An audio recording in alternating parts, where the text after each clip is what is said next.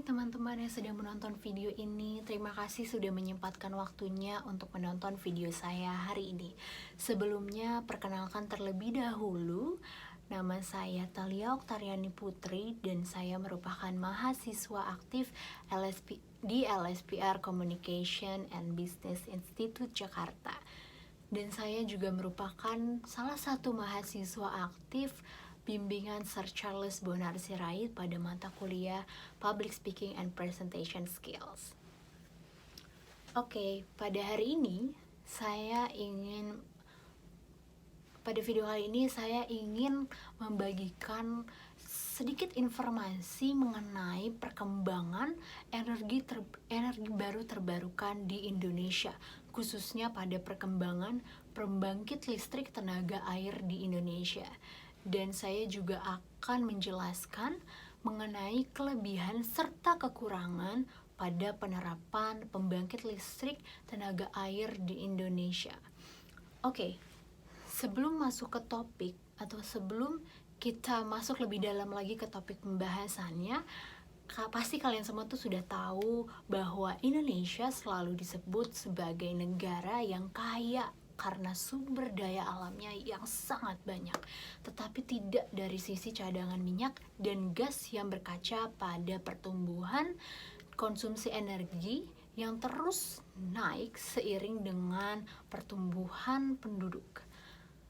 Cadangan migas pada saat ini hanya diperkirakan 2,5 miliar barrel yang diperkirakan hanya cukup untuk kebutuhan 7 hingga 8 tahun, di mana jumlah ini jauh di bawah kapasitas migas yang dimiliki oleh negeri tetangga seperti Malaysia dan Vietnam. Indonesia mengalami ancaman defisit energi dikarenakan konsumsinya lebih besar dibandingkan produksi. Karena pada saat ini konsumsi minyak itu mencapai 1,7 juta barrel per hari, sedangkan untuk produksinya hanya 781.000 barrel per hari. Kemudian juga diperkirakan bahwa pada tahun 2021 Indonesia akan mengalami ancaman defisit energi, bahkan diperkirakan pada tahun 2040 defisit energi ini bisa mencapai 80 miliar US dollar atau setara dengan 3% dari PDB nasional. Pemerintah juga sudah melakukan pemanfaatan energi baru terbarukan untuk mengantisipasi ancaman defisit energi tersebut. Pemerintah juga merencanakan komposisi energi bisa lebih berimbang dengan mengurangi energi fosil dan beralih ke peningkatan energi baru terbarukan.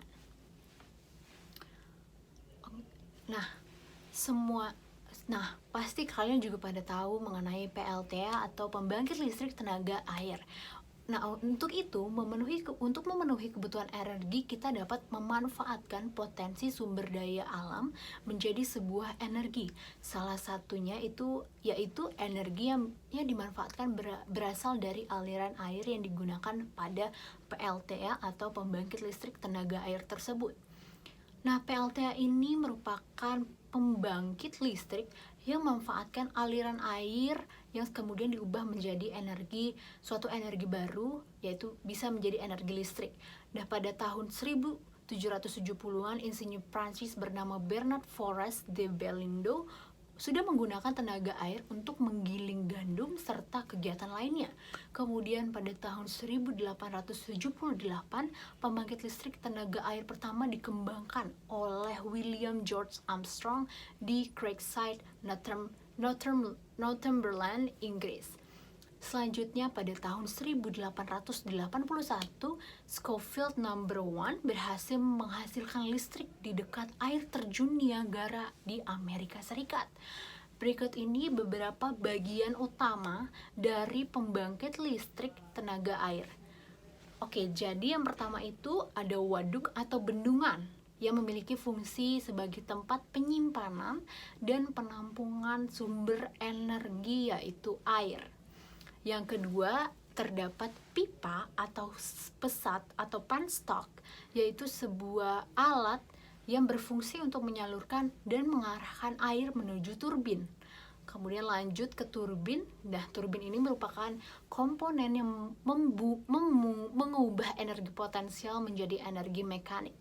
Kemudian setelah dari turbin berpindah ke generator, yaitu adalah suatu komponen yang mengubah energi mekanik menjadi sebuah energi listrik. Nah, dari keempat komponen inilah akhirnya air bisa berubah menjadi sebuah energi listrik. Kemudian ada beberapa kelebihan serta kekurangan dari sistem pembangkit listrik tenaga air ini. Kita akan bahas dari yang pertama itu dari kelebihannya terlebih dahulu. Yang pertama, kelebihannya itu adalah PLTA cepat merespon beban kebutuhan listrik pembangkit yang cocok digunakan pada saat kondisi beban puncak dan saat terjadi penyaluran karena starting dari PLTA ini cepat.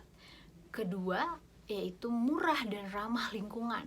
Energi air merupakan energi alam, sehingga sumber energinya murah dan tenaga air bebas dari emisi karbon, sehingga tidak menyebabkan polusi serta efek rumah kaca. Yang ketiga adalah banyak manfaatnya. Bendungan dapat dimanfaatkan untuk keperluan harian masyarakat juga dan dapat menjadi cadangan air ketika musim kemarau tiba. Nah, adapun kekurangannya seperti yang pertama, kekurangan dari PLTA ini adalah investasi karena dibutuhkan dana besar untuk membangun sebuah PLTA dan yang membutuhkan dana yang cukup besar. Kemudian yang kedua itu ada butuh lahan yang luas. Dalam membangun sebuah bendungan itu diperlukan lahan yang luas dan pembangunan bendungan juga dapat mengganggu ekosistem danau atau sungai. Kemudian yang ketiga itu tergantung cuaca, karena PLT ini masih bergantung dengan cuaca. Ketika musim kemarau tiba, akan sangat sedikit digunakan dan bahkan disimpan untuk keperluan masyarakat, sehingga PLTA bisa saja tidak beroperasi. Itu dia dari kekurangan dan kelebihannya. Sekarang kita memasuki kesimpulannya. Jadi kesimpulannya adalah keinginan Indonesia ini untuk menjadi negara maju harus didukung dengan kecukupan energi yang memadai, fokus dalam eksplorasi jangka panjang, pengelolaan lapangan yang existing dan juga aset yang belum tergarap bisa menjadi solusi terdepan untuk mempertahankan masa depan energi nasional. PLTA ini merupakan sumber potensial bagi negara kita, negara Indonesia, dan sudah banyak negara-negara maju lain yang mulai meninggalkan sumber energi fosil dan beralih ke sumber energi yang terbarukan ini, seperti energi matahari dan energi air.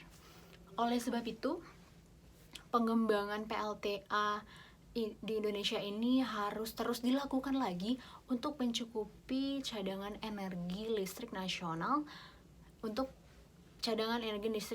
nantinya. Sekian dari saya, sekian dan terima kasih.